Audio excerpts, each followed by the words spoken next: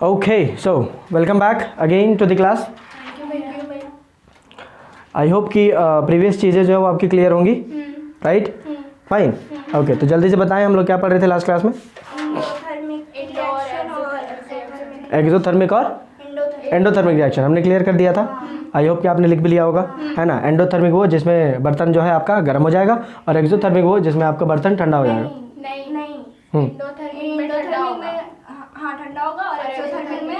ओह, मतलब हम जो बोल रहे हैं उसका उल्टा. तुम लोग ढेर जानती है मैंने. Okay, fine. तुमने एक भी क्लास नहीं किया इसका. Good, great. ओके, सो आज थोड़ा सा आगे बढ़ेंगे. ठीक, हमने जाना है अबाउट केमिकल चेंज, हमने जाना है अबाउट केमिकल रिएक्शन, इनके प्रॉपर्टीज़, और उसके बाद केमिकल रिएक्शन में दो छोटा सा टर्म घुस गया था, एक्सोथर्मिक और एंडोथर्मिक, वो हमने आपको एक्सप्लेन किया.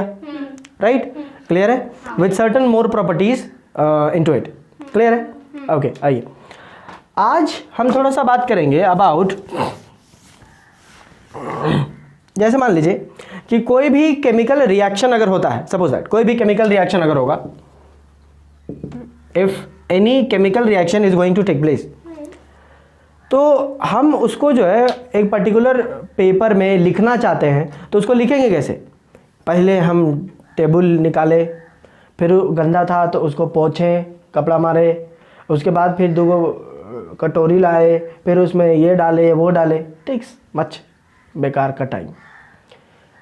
समझ रहे हो कि नहीं? जैसे एक एग्जांपल, जैसे अगर हम बात करें कि मान लो कि रिसु जो है वो चढ़ी जाती है. सपोज दैट रिसु जो है वो चढ़ी गई.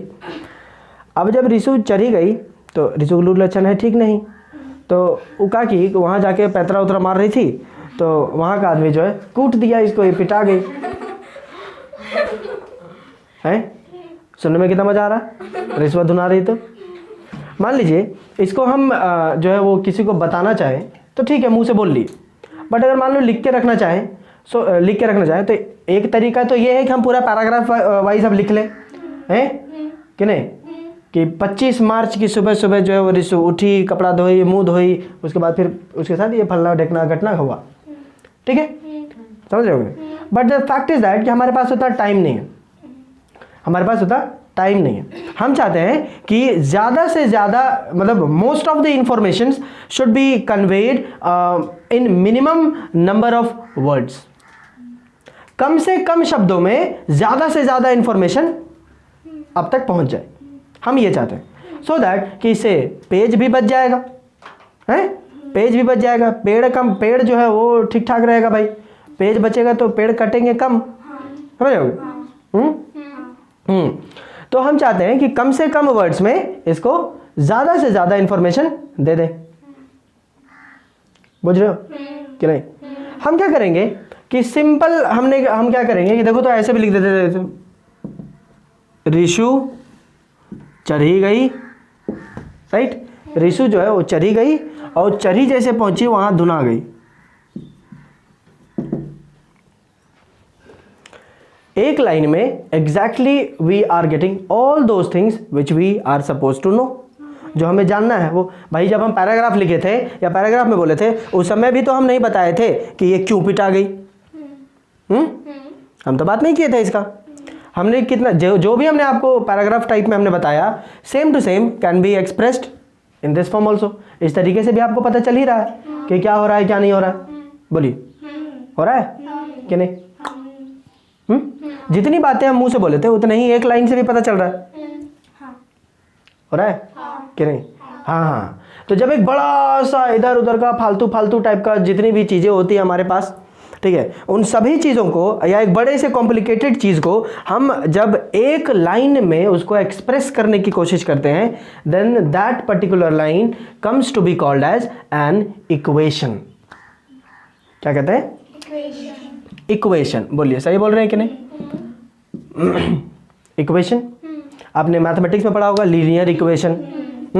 कितना सारा एकदम बना के बोलता है. उससे पूछते तेरे पास कितना पैसा है, बोले नहीं पता हमको, हम नहीं बताएंगे. तो इसके पास पूछे कितना है, तो उसके पास जितना है उसका 5 गुना का 10 ज़्यादा है मेरे पास, हैं. और इसे पूछे तो बोले उसका 3 गुना करके उसका हाफ कर दीजिए, उससे 10 कर दीजिए, उतना है मेरे पास है। समझ रहे हो कि नहीं? इतना कॉम्प्लिकेटेड जवाब देने का क्या तुक बनता है? क्यों दे रहे हो इतना? क्या सोचते हो हम पढ़े लिखे नहीं? हम पट से निकाल देंगे, लेट द पैसा बी एक्स, उसके बाद फिर ये वो आसान हो जाता है। अदरवाइज हम स्टेटमेंट वाइज स्टेटमेंट हम जाने लगे तो बड़ा कॉम्प्लिकेटेड सिचुएशंस हो जाते हैं सब। आप सोचते रह जाओगे अच्छा कितना पैसा कितना पैसा, वो बताइए नहीं रहे कितना। बुझ रहे हो कि नहीं? उसको हम बोलते थे लीनियर इक्वेशन। सेम तरीके से लाइकवाइज जब भी कोई केमिकल रिएक्शन होगा, ठीक है, जब भी कोई केमिकल रिएक्शन होगा तो वो एक लंबा प्रोसेस है। केमिकल रिएक्शन होने का एक लंबा प्रोसेस है। दूध दही में तुरंत नहीं बदल जाता, ऐसा नहीं पट से डाले ढक से बन गया, वैसा नहीं, इट टेक्स टाइम, और वो अपना समय लेता। हाँ, कुछ रिएक्शंस ऐसे होंगे जो स्पॉन्टेनियस होंगे और कुछ ऐसे होंगे जो it will take time for sure. Spontaneous जैसे मान लो किसी को आग लगाना है, आग लग गया, जल के राख हो गया है, तो भी तो आपका जो है वो स्पॉन्टेनियस रिएक्शन हो गया, ये तुरंत होने वाला रिएक्शन है। किसी को भी आग लगा दो बस तुरंत जल जाएगा। और वो जो जैसे पेपर है, पेपर को हम आग लगा दिए, ठीक है, तो पेपर था लेकिन आग लगाने के बाद वो राख हो बन गया। एग्जैक्टली न्यू प्रॉपर्टीज है आपके पास, नई चीज़ है वो, तो केमिकल चेंज हुआ। केमिकल चेंज माने केमिकल रिएक्शन हुआ होगा, और ये ऐसा रिएक्शन है जो एकदम तुरंत हो जाता है, आप लगाते हैं बस हो जाता है। वही आप दूध को दही बदल के दिखाओ तो तुरंत डालो तुरंत बदल है। 5 बजे डालो और 5:02 में दही बन जाता है? नहीं, इट टेक्स टाइम। लेकिन एक पेपर 5 बजे आग लगाइए, 5:01 में उससे आ जाएगा। समझ रहे हो कि नहीं कि हम क्या बोल रहे हैं? हाँ, तो ऑन एन जनरल ओवरव्यू हम ये मान के चलेंगे कि ठीक है इट टेक्स टाइम, ठीक, बहुत बेहतर। अब जब समय लगता है तो उसमें लंबा सा प्रोसेस भी होता है। अब उस लंबे से प्रोसेस को हम जब लिखने लगेंगे तो पागल हो जाएंगे, इतना लंबा लंबा लिखते रहेंगे, बस पैराग्राफ पैराग्राफ पैराग्राफ होते जाएगा। समझे? मैथमेटिक्स में देखिए क्वेश्चन कैसा एकदम कॉम्प्लिकेटेड होता है, लेकिन जब हम उसको सोल्यूशन करते हैं लीनियर इक्वेशन में तो वो जो जितना बकवास किया उसको हम एक लाइन में निकाल देते हैं, बात खत्म। वही बात बोल रहा है यार, उस इक्वेशन से भी हमें यही पता चलता है। समझे? तो हम क्या करते हैं कि जब भी कोई केमिकल रिएक्शन होता है तो केमिकल रिएक्शन को किस तरीके से हम पेपर में एक्सप्रेस कर सकते हैं, ठीक है, that particular way is known as chemical equation. ठीक है, chemical equation. Chemical equation it is actually just a way of expressing a chemical reaction, ठीक है, या it is actually just a way of showing how a chemical reaction is actually taking place। so, जो language समझ में आ रहा वो लेकर लो, बस इसका एक तरीका है और कुछ नहीं। समझे? जैसे अगर हम बात करते हैं पेपर में आग लगा दो तो ये राख बन जाएगा, बात खत्म। ले, सिंपल। केमिकलिटी में आप जाइएगा तो आप कोई भी, ये पेपर है क्या, एक कंबस्टिबल सब्सटेंस है, क्योंकि इसमें ये जो चीज़ हुई है इसमें, इसको हम कंबशन बोलते हैं। कंबशन बोले तो आग धरना है ना, आग पकड़ लेना, आग लग रहा, जल रहा, समझ रहे हो कि नहीं? तुम लोग हंस का रही है जलने वाला बात से? हाँ बताओ, अब हमको भी हंसी आना चाहिए, मतलब अपना जैसे दांत कर देंगे तुम लोग का भी हम। बताओ। आग लगा लेती है मेरा। सुमन आग लगा लेती है कहाँ? बेडशीट जला दी, पूजा करने गई थी बेडशीट में।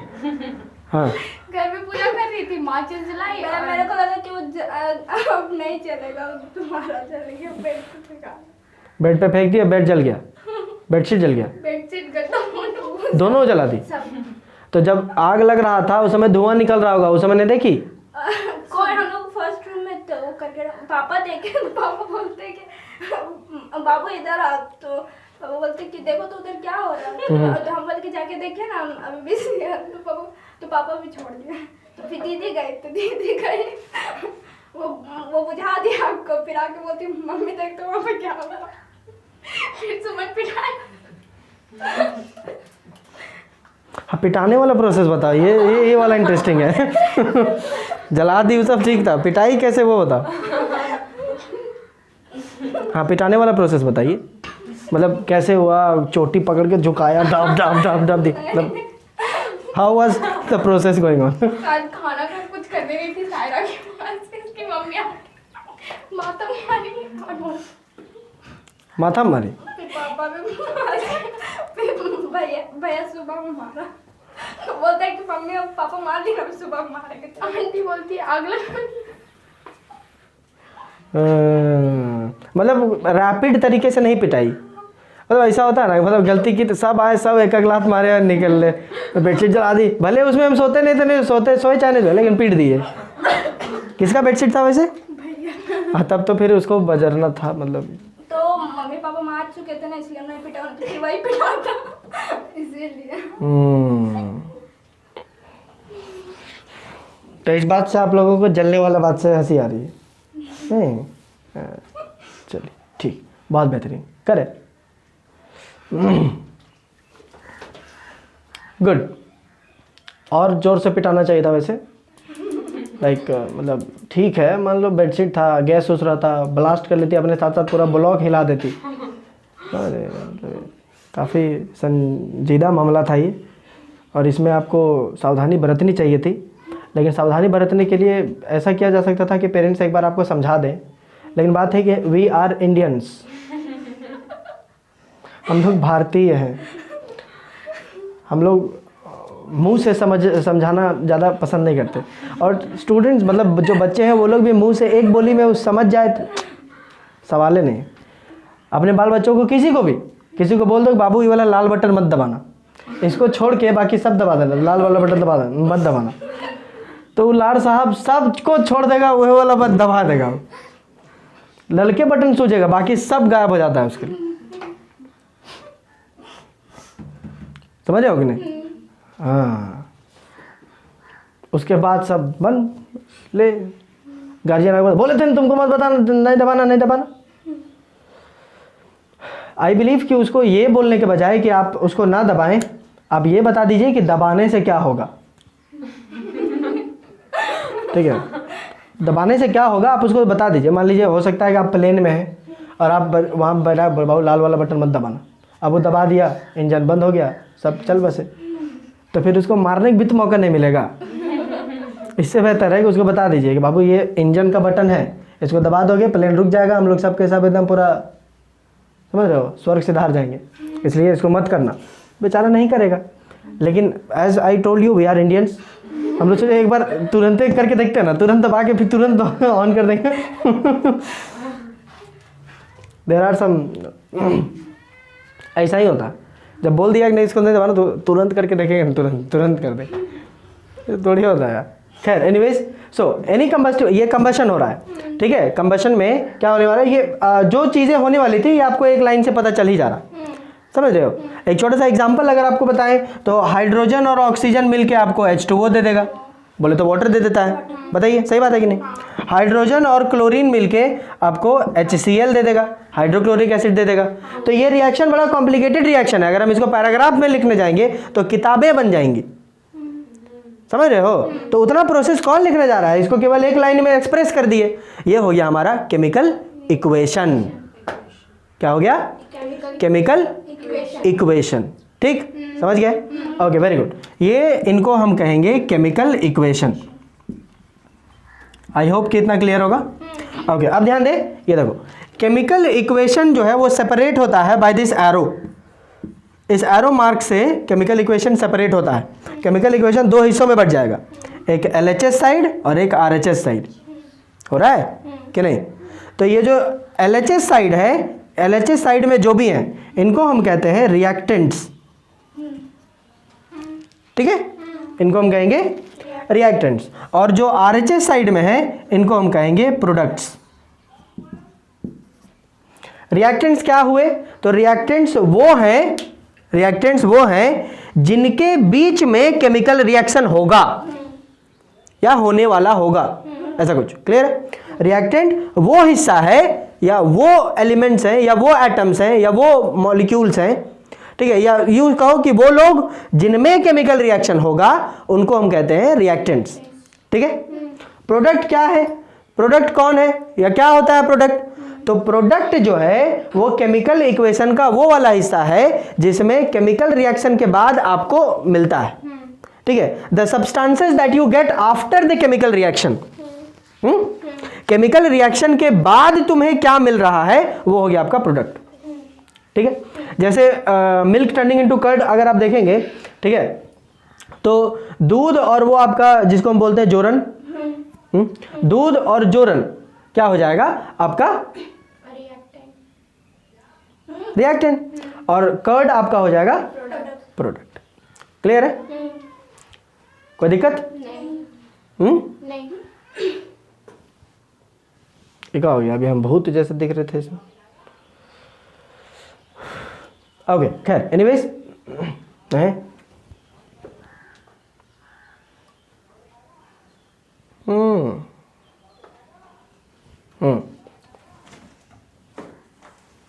अभी ठीक।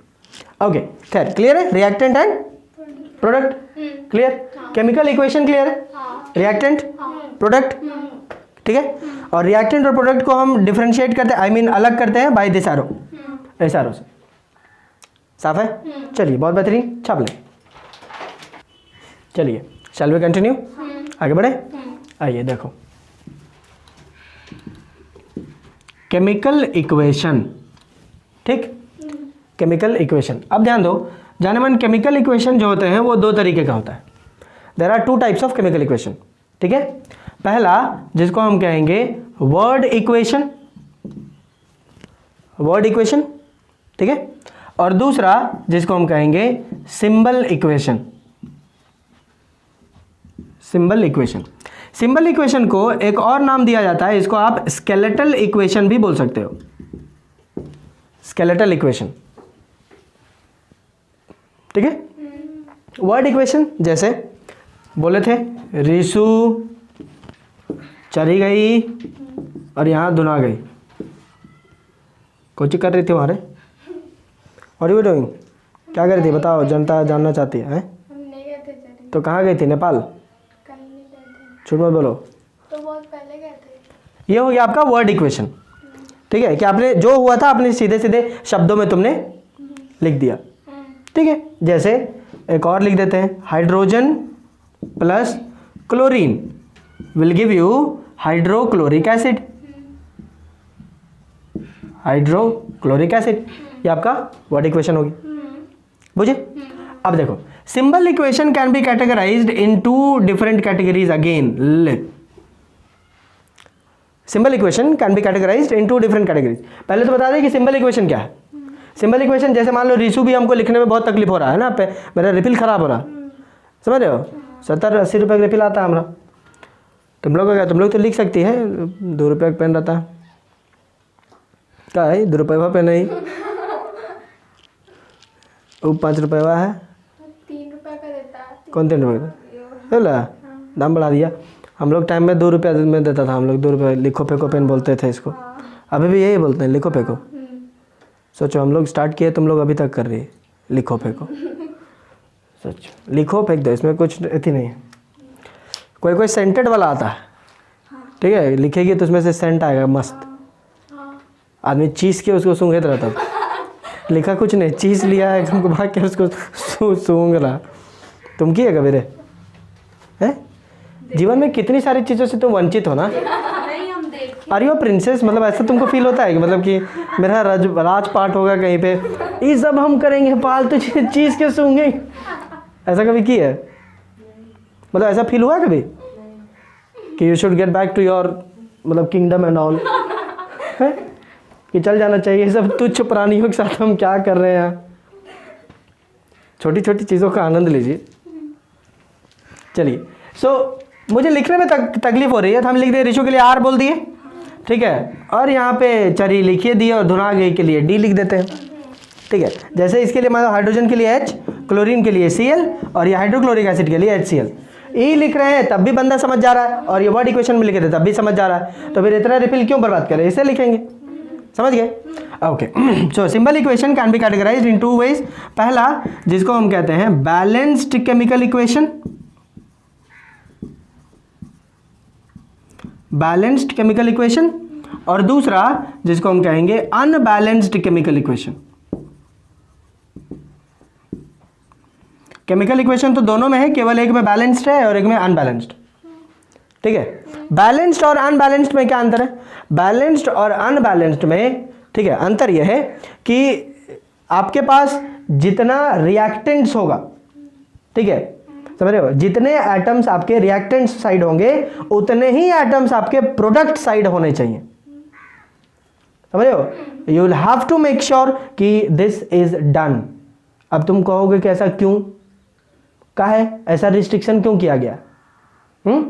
है कि नहीं सवाल तुम लोग मन में कि खाली हम ही बकवास कर रहे हैं? चलिए, अगर है तो बहुत अच्छी बात है, आप सही ट्रैक पे जा रहे हैं। मतलब ये कि अब आप ये सोच रहे हो कि किसी को भी हम बैलेंस क्यों करेंगे, क्यों जरूरी है कि जितना हाइड्रोजन इधर होना चाहिए उतना ही हाइड्रोजन इधर होना चाहिए, जितना क्लोरीन इधर होना चाहिए उतना ही क्लोरीन इधर भी होना चाहिए। समझ रहे हो? मतलब मान के चलो 10 ठो क्लोरीन हम रिएक्टेंट साइड लिए हैं तो 10 क्लोरीन मेरा प्रोडक्ट साइड भी होना चाहिए। समझ रहे हो? 12 लिए हैं तो 12 इधर भी होना चाहिए। आई एम नॉट सेइंग कि टोटल नंबर बराबर होना चाहिए, नहीं बोल रहे, टोटल नंबर नहीं, मतलब जितने रिएक्टेंट है उसमें ईच एटम जिसका जितना जितना होगा उतना ही आपका इस साइड भी होना चाहिए। मीनिंग टू से दैट, अभी यहाँ पे देखो रिएक्टेंट में एक है हाइड्रोजन इस साइड, तो प्रोडक्ट साइड में भी एक हाइड्रोजन है, बात खत्म। एगो क्लोरीन है, एक एगो क्लोरीन है। ठीक है, समझ में आ रहा है? ऑल्दो लेट मी आपको इज दिस बैलेंस्ड और अनबैलेंस्ड? बैलेंस्ड है, राइट है कि नहीं? ओके, बहुत अच्छा। अभी आपको बेशक बैलेंस्ड लग रहा होगा बट डार्लिंग इट्स अनबैलेंस्ड। ये अनबैलेंस्ड केमिकल इक्वेशन है। क्यों है ये हम धीरे धीरे आगे बात करेंगे, लोड नहीं लो। अभी तुम बैलेंस समझ रही हो? ठीक है, बैलेंस्ड, खुश, अभी ठीक, तुम लोग भी नितराओ हमको का, ऑल्दो ये बैलेंस्ड नहीं है। ठीक है, जैसा लिखा हुआ है उसके अनुसार आपको बैलेंस लग रहा है, बट ठीक है, कोई इशू नहीं। अभी आपको यही समझ में आ रहा था, यही लिख लीजिए। ठीक, सवाल सबसे बड़ा अभी भी यही है कि आखिर हम बैलेंसिंग क्यों करेंगे? Why would I try to balance the chemical equation? Chemical equation को हम क्यों बैलेंस करेंगे? अच्छा कहता लिख दिया, फालतू कहता लोड लेने क्या जरूरी, समझे? तो जरूरत है, जरूरत इसलिए है बिकॉज कि आपने क्लास 9 में एक चीज पढ़ा होगा, ठीक है, जिसको हम कहते हैं लॉ ऑफ कंजर्वेशन ऑफ मास। पढ़े हो कि नहीं? लॉ ऑफ कंजर्वेशन ऑफ मास पढ़े हो? लॉ ऑफ कंजर्वेशन ऑफ मास जो कि ये बोलता है कि मास, जोर से बोलो, क्या रे? देखिए बोला, देखिए बोला, दादा चलते तो मास नहीं देखी तुम लोग?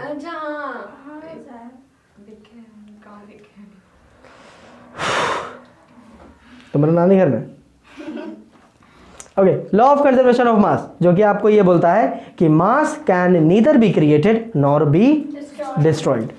माने जितना मास आप लेंगे उतना ही मास आपको मिलना भी चाहिए, बुझे?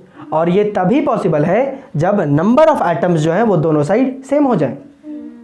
ठीक है, बहुत कॉन्सेप्चुअल चीज़ है, आपको बहुत कोई पूछ सकता है कि बताइए कि हम बैलेंसिंग क्यों करेंगे, क्यों बैलेंस करना चाहते हैं हम। ठीक है, तो जिसको नहीं बुझा रहा होगा वो बोलेगा सिलेबस में है, पोर्शन है हमारा, अरे गोज नहीं पढ़ी, पोर्शन था। ठीक है, तो it is not because of कि ये पोर्शन में है। ठीक है, अब पोर्शन में है इसलिए पढ़ना है ही। बात ये होनी है कि ये आखिर ये हम क्यों करने की कोशिश करते हैं, बिकॉज कि we have to justify the law of conservation of mass. ठीक है, we have to satisfy, we have to be in satisfaction with the law of conservation of mass। समझे? तो बैलेंसिंग का नीड, why, क्यों balancing की जरूरत है हमें? Just in order to be in the satisfaction with law of conservation of mass. Law of conservation of mass को satisfy करने के लिए आपको बैलेंसिंग करने की बहुत आवश्यकता है। ठीक है, समझ रहे हो कि नहीं? हाँ, ग्रेट, बहुत बेहतरीन। अब आप आगे की क्लासेस आप समझ सको, जान सको, पढ़ सको, इसके लिए हम शुरुआत में ही हम बोले थे कि आपको क्लास 9 में जो चार्जेस वाला टेबल जो था, चार्जेस वाला टेबल जो था वो आप फिर से रिवीजन कर लीजिएगा। कितने लोग किए? मैं आप कहाँ बोले? नहीं बोले थे, झूठ मत बोलो। नहीं आप बोले थे। ओरिएंटेशन प्रोग्राम का रिकॉर्डिंग होगा मेरे पास। नहीं आप नहीं बोले। तो आप बोल रहे हैं, सुन लें। चार्जेस वाला जो है पिछले साल आप याद किए ही होंगे अच्छे से, है ना? आप उसको एक बार अच्छे से और देख लीजिएगा, सो दैट कि आगे आपको जो है वो इजी होगा, अदरवाइज बावले हो जाओगे। ठीक है, इसको कर लीजिएगा ज़रूर। क्लियर है? तब आपको आगे समझ में आएगा। समझे? ओके, सबसे पहले तो अभी हम यहाँ से शुरू करेंगे, यहाँ से, सॉरी यहाँ से। एक आपको हम अनबैलेंस्ड केमिकल इक्वेशन देंगे और आपको उसको बैलेंस करके सीखना है कि हम आखिर बैलेंसिंग कैसे करते हैं। ठीक है, बिकॉज बैलेंसिंग नहीं आएगी तो फिर आप यहाँ से यहाँ, फिर यहाँ से यहाँ आने में बहुत तकलीफ है। समझे? अल्टीमेटली ऑर्डर यही है, वर्ड इक्वेशन, वर्ड इक्वेशन से symbol, actually chemical equation word equation, यहाँ से सिंबल, सिंबल से बैलेंस करना है, ये है। But the fact is that कि जब तक आप यहाँ से यहाँ ना आ जाए, इतना लंबा जर्नी आप कवर नहीं कर पाएंगे। ठीक है, सो कुछ क्लासेस जो है वो आपको हम ये कन्वर्जन सिखाएंगे कि आखिर हम बैलेंस कैसे करेंगे। समझ गए? What is the rule to balance. और एक बार ये सीख जाओगे बैलेंसिंग, आपका आगे तक हमेशा काम आ जाएगा। और एक बार सीख जाओगे ना, जब एक बार प्रैक्टिस होने लगेगी तो काफ़ी बार ऐसा होगा कि तुम इक्वेशन देख करके तुमको पता चल जाएगा कि नहीं यहाँ पे कम है, यहाँ पे ज़्यादा, यहाँ पे कम है, यहाँ पे ज़्यादा, ऐसा होने लगेगा। ये आ जाएगा, हो जाएगा, ये सब कुछ जो प्रैक्टिस से हो जाएगा। ठीक है, समझे? सो पहले we will try to convert the unbalanced chemical equation to a balanced chemical equation. Clear है? चलिए इसको छाप लें, उसके बाद आपको बताते हैं। चलिए, बहुत बेहतरीन, आगे बढ़े हैं। अब बकलोल टाइप का एकदम मुंह खाना। आगे बढ़े, चलिए। सो विल सी कि एक अनबैलेंस्ड केमिकल इक्वेशन को, अनबैलेंस्ड केमिकल इक्वेशन को हम बैलेंस्ड केमिकल इक्वेशन में कैसे बदलें। बैलेंस्ड केमिकल इक्वेशन में कैसे बदलें। ठीक है, इससे इसको हम आगे बढ़ाएं, इससे पहले जो ज़रूरत की चीज़ है वो हम आपको बता दिए कि वो वाला आप कर लीजिएगा एक बार बाबू, चाहे ऐसे करो चाहे वैसे करो, you will have to do. ठीक है, इसके बाद देयर आर सर्टन रूल्स, कुछ रूल्स हैं जो आपको हमेशा ध्यान में रखना होगा while balancing a particular chemical equation. Chemical equation को बैलेंस करने के लिए देयर आर सर्टन रूल्स, कुछ रूल्स हैं, वो हम रूल्स अभी लगे हाथ एकदम गबगबा के एकदम लिख देंगे, आप उसको उतारिए, उसके बाद जो उसमें कन्फ्यूजन होगा वो आप एक करके बोलेंगे। ठीक, उसके बाद हम लोग देख लेंगे क्या दिक्कत हो रहा है। फाइन, आइए। So rules for balancing a chemical equation, एक केमिकल इक्वेशन को बैलेंस करने का नियम। ठीक, देखिए ना, मस्त सीधा लाइन खींचे हम। मुंह का बना, तुम खींच नहीं पाएगी कभी, खींच के देख। ठीक है, तुम ज़्यादा से ज़्यादा सीधा लाइन ये वाला खींच सकती है बस, ऐसे ज़्यादा नहीं, और क्लेम करेगी कि सीधा लाइन खींचे। करे, आइए, सबसे पहला रूल। ठीक है, लिख ले, हम लिख देते हैं। ठीक, अब बोलते भी जाएंगे धीरे धीरे, कोई कन्फ्यूजन होगा वो आप बोल लीजिएगा। Fine, okay. सबसे पहला नियम यह है कि कोई भी केमिकल, अच्छा पहले तो ये जान लो कि बैलेंस उसी को करेंगे जो अनबैलेंस्ड होगा। ठीक है, जो ऑलरेडी बैलेंस्ड है आप उसको बैलेंस करने के चक्कर में अपना समय बर्बाद ना करें। समझ रहे हो कि नहीं? बुझे? सबसे पहले तो यही हमारे, फिर सबसे पहला नियम तो यही है कि आप पहले चेक कर लीजिए कि वो बैलेंस्ड है कि अनबैलेंस्ड है। बैलेंस्ड है तो फिर काहे उसमें मेहनत करोगे जी? समझे कि नहीं? तो सबसे पहला ये है कि आप पहले चेक करिए, चेक द केमिकल इक्वेशन। हाँ बोलिए। तो कैसे करेंगे? चेक द केमिकल इक्वेशन, हाँ कैसे करेंगे, राइट। ये भी बात सही बोल रही है। चलो ठीक है, तो फिर इसको मिटा देते हैं। हमको लगा पिछले बार बता दिए तो दिमाग में रहेगा। खैर एनीवेज, कोई दिक्कत नहीं। Let's start it as a beginner. तो सबसे पहले हम क्या करेंगे कि कोई भी आपको केमिकल इक्वेशन दिया रहे, ठीक है, कोई भी केमिकल इक्वेशन दिया हो, तो आप सबसे पहले ये करेंगे कि उस केमिकल इक्वेशन को वर्ड इक्वेशन में आप पहले लिखेंगे।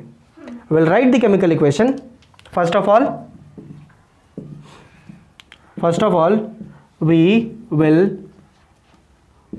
Right the chemical equation in the form of a word equation. सबसे पहले आप वर्ड इक्वेशन में उसको लिखिए. वर्ड इक्वेशन तो मालूम ही होगा, अभी बस जस्ट बताए. वर्ड इक्वेशन में आप उसको लिखिए, ठीक है. Then number 2, then convert the word equation into symbol equation. आप उसको सिंबल इक्वेशन में तब्दील करिए. Word equation into symbol equation. Word equation से सिंबल इक्वेशन में आप उसको कन्वर्ट करिए, ठीक है. उसके बाद तीसरा नियम यह है कि use hit and trial method. ये बेसिक नियम है, ठीक है. Hit and trial method to balance the chemical equation. अब सवाल यहाँ पे आता है कि हिट एंड ट्रायल मेथड में अपने को करना क्या है. हिट एंड ट्रायल मेथड में आपको करना क्या है, ठीक, समझ गए. ओके, सो 3 का part A hit and trial method में हम करेंगे क्या, ठीक. तो हिट एंड ट्रायल मेथड में सबसे पहले आपको करना है कि balance all the polyatomic groups which are present on both the side of the chemical equation. Chemical equation, that is on the reactant side also,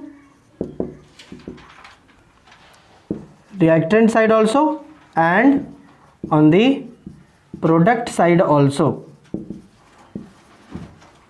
product side as well. यहाँ पे इसमें आपको कुछ पॉइंट्स जो है वो आपको नए नए टाइप के लग रहे होंगे, like balance all the polyatomic groups. ये वाला पॉलीएटॉमिक ग्रुप्स हाँ था, याद है, बहुत अच्छी बात है. याद है पॉलीएटॉमिक ग्रुप्स? नहीं तो आपसे पूछे तो आप बोले कि 10 में बताएंगे. आप बोले कि उतना जल्दी नहीं पाएंगे बस. हाँ, तो फिर आप कुछ बोले भी थे कि अभी बस ये चलो. Balance all the polyatomic groups which are present. अब ध्यान दें, जो मार्क हम कर रहे हैं, जो अंडरलाइन कर रहे हैं, वो इंपॉर्टेंट है. Which are present on both the side of the chemical equation, that is on the reactant side also and on the product side as well. ये इंपॉर्टेंट है. जितने हम अंडरलाइन कर रहे हैं वो सारे इंपॉर्टेंट पॉइंट्स हैं. समझ गए? ओके. जगह इतने हैं, अब छापो, उसके बाद मिटाएंगे तब ना, है कि नहीं. चलिए आगे बढ़े. देखो 3 का ए हमने देखा कि पॉलीएटॉमिक ग्रुप जो है आप उसको पहले बैलेंस कर लीजिए, ठीक. उसके बाद आपको करना है कि balance all the metals. Balance all the metals balance करिए. चलिए बैलेंस ऑल द मेटल्स वाले बैलेंस कर लेंगे. उसके बाद balance all the non metals, ठीक है. उसके बाद नॉन मेटल्स को बैलेंस करेंगे. उसके बाद बैलेंस द ऑक्सीजन बैलेंस करेंगे. अगर उस रिएक्शन में, आई मीन इक्वेशन में ऑक्सीजन प्रेजेंट है तो ऑक्सीजन बैलेंस कर दीजिए. And finally balance the hydrogen. फिर हाइड्रोजन को बैलेंस कर दीजिए. अच्छा, इनका जो है वो ऑर्डर इधर उधर हो सकता है. इनका ऑर्डर आप इधर उधर इंटरचेंज कर सकते हो. मतलब पहले आप हाइड्रोजन कर लो, फिर ऑक्सीजन कर दो, ऑक्सीजन कर लो, फिर हाइड्रोजन कर लो. मोस्ट ऑफ द केसेस में आप यही ऑर्डर फॉलो अप करेंगे, लेकिन काफ़ी बार ऐसा आएगा कि पहले ये करना होगा, फिर आपको ये करना होगा, तब जाके आपका बैलेंस होगा. समझ गए कि नहीं? इस पूरे ए से लेके ई तक के चीज़ों, आई मीन जो रेंज है, इसको हम बोलते हैं प्रायोरिटी ऑर्डर. क्या कहते हैं? Priority order. प्रायोरिटी ऑर्डर बोले तो सबसे पहले मुझे किसको प्रायोरिटी देनी है? बोले तो क्या हम सबसे पहले देखेंगे? तो सबसे पहले पॉलीएटॉमिक, फिर मेटल, फिर नॉन मेटल, उसके बाद ऑक्सीजन, हाइड्रोजन। सिंपल है, ठीक है कि नहीं? Polyatomic, metal, non metal, oxygen, hydrogen, बस 5 टॉ। क्लियर है? ओके, आइए नंबर 4, चौथा, ठीक है? Okay, while balancing the chemical equation, while balancing the chemical equation, always keep in mind that we do not have to change the molecular formula. We do not have to change the molecular formula for any compound. Molecular formula for any compound. किसी भी compound का आपको molecular formula नहीं बदलना है, ठीक है? जब हम क्वेश्चंस कराएंगे उस समय आपको ये चीज़ क्लियर होगा कि किसी का भी बंद नहीं कराना है, ठीक है? बस यू जस्ट देखो, ये नियम आपको लाइन बाय लाइन रटना नहीं है, you have to keep it in your mind. आपको आपके दिमाग में रखना है, आपको आपके मन में बसा के रखना है इस चीज़ को कि हाँ हमें ये करना है, हमें वो करना है, हमें ये करना है, हमें वो करना है, इसके बाद मुझे ये, इसके बाद वो, इसके बाद ये, इसके बाद उसके बाद वो। समझ रहे हो? You just have to keep it in mind. आपको जो वो दिमाग में केवल रखना है, इसको लाइन बाय लाइन रटना नहीं है। कहीं पे भी तुमको एग्जाम में नहीं पूछेगा कि right the rules for balancing the chemical equation, कहीं पर भी नहीं पूछेगा, ठीक है? एग्जाम में आएगा ही नहीं। हाँ, लेकिन इसका एप्लीकेशन आएगा, एक इक्वेशन दे देगा और बोलेगा बैलेंस कर दीजिए। तो जब तक आपको रूल्स नहीं मालूम होगा कैसे बैलेंस करोगे? तुमसे स्टेटमेंट कोई नहीं पूछने वाला है, इसका एप्लीकेशन पूछेगा। क्लियर है? इसलिए आपको मालूम होना चाहिए। सबसे पहले वर्ड इक्वेशन में कन्वर्ट करिए, फिर सिंबल इक्वेशन में जाइए, उसके बाद hit and trial method use करिए। हिट एंड ट्रायल मेथड में आपको प्रायोरिटी ऑर्डर चेक करना है। प्रायोरिटी ऑर्डर दैट इज पहले पॉलीएटॉमिक, फिर मेटल, फिर नॉन मेटल, फिर oxygen and then hydrogen. Finally while balancing the chemical equation you have to keep it in mind that you do not have to change the molecular formula of any compound. किसी भी compound का molecular formula आपको बदलना नहीं है, ठीक है? And finally number 5, ठीक है?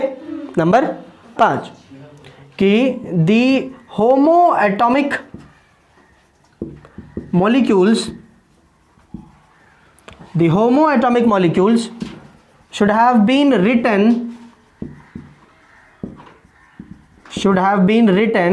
in the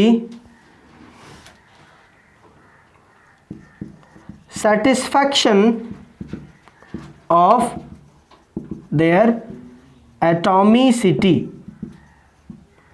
The satisfaction of their atomicity माने आप कोई भी होमोएटॉमिक मॉलिक्यूल अगर लिखते हो तो होमोएटॉमिक मॉलिक्यूल्स को आपको उसके एटॉमिसिटी के अनुसार ही लिखना है। आपको उसका एटॉमिसिटी कंफर्म करना पड़ेगा। समझ गए? एटॉमिसिटी समझते हो कि नहीं? चलिए खैर कोई इशू नहीं है, हम बता देंगे। फिलहाल आप ये जो है वो नियम आप लिख लें, ठीक है? देयर आर 5 रूल्स, 5 ही नियम है जो आपको ध्यान में रखना है। पहला कि आपको कोई भी केमिकल इक्वेशन दिया हुआ है तो आप पहले उसको वर्ड इक्वेशन में कन्वर्ट करिए, वर्ड के बाद सिंबल में जाइए और सिंबल के बाद hit and trial method. Hit and trial method में आपको प्रायोरिटी ऑर्डर चेक करना है। प्रायोरिटी ऑर्डर में सबसे पहले आपको देखना है polyatomic, metal, non metal, oxygen and then hydrogen. Simple, clear है? उसके बाद while balancing you just have to keep it in mind कि किसी का मॉलिक्यूलर फार्मूला ना बदल जाए तुम्हारे जो है वो उंगली करने से, ठीक है? आपको उतना ही करना है जिससे आपको जो है फायदा पहुंच जाए, किसी का मॉलिक्यूलर फार्मूला बदलना नहीं चाहिए। समझ गए? क्लियर है? मॉलिक्यूलर फार्मूला किसी का भी बदलना नहीं चाहिए। उसके बाद जब आप केमिकल इक्वेशन को लिख रहे होते हैं तो आप लिखने के दौरान ही आपको ये बात एकदम सदैव ध्यान में रखना है कि अगर कोई होमोएटॉमिक मॉलिक्यूल है तो उसकी एटॉमिसिटी भी उसके साथ ही साथ लग जाए, लगा के लिखना है। एटॉमिसिटी उसकी कंफर्म होनी चाहिए, ठीक है? क्या है ये हम बात करेंगे। ओके, छाप लें।